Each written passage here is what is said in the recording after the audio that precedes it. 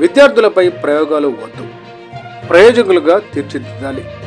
World bank ప్రతినిధులను కోరిన విద్యాశాఖ మంత్రి నారా లోకేష్. టుడే టీవీ ప్రతినిధి దుగ్గి నాగేశ్వరరావు. విద్యార్థులపై ప్రయోగాలు చేయకుండా ప్రయోజకులుగా తీర్చిదిద్దేలా విద్యా వ్యవస్థలో సంస్కరణలు ఉండాలని విద్యాశాఖ మంత్రి నారా లోకేష్ అభిప్రాయపడ్డారు. వరల్డ్ బ్యాంక్ ప్రతినిధులు, విద్యాశాఖ ఉన్నతాధికారులతో గురువారం మంత్రి తన ఛాంబర్లో సమావేశమయ్యారు.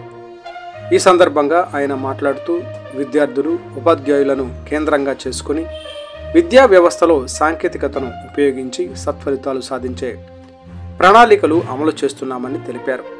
అదేవిధంగా విద్యార్థుల వ్యక్తిగత అభ్యసన సామర్థ్యాలను అంచనా వేసి దానికి అనుగుణంగా పాఠ్య ప్రణాళిక, బోధన ఉండేలా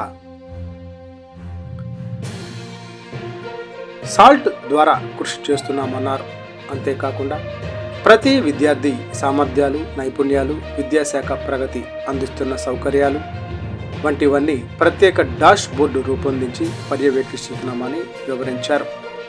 ప్రభుత్వ పాఠశాలల్లో నాణ్యమైన ఫలితాలను మెరుగుపరచడం ద్వారా అడ్మిషన్లు పెంచడం లక్ష్యం అని పేర్కొన్నారు.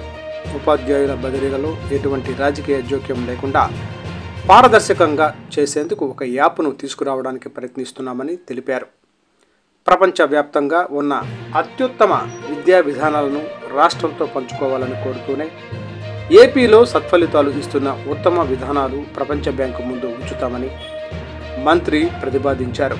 ఈ సమావేశంలో విద్యాశాఖ కార్యదర్శి కోన శశిధర్, పాఠశాల విద్యా డైరెక్టర్ విజయరామరాజు, సమగ్ర శిక్ష state project director Srinivasarao, intermediate విద్యా డైరెక్టర్ కృతి శుక్లా, ప్రపంచ బ్యాంకు ప్రతినిధులు పాల్గొన్నారు.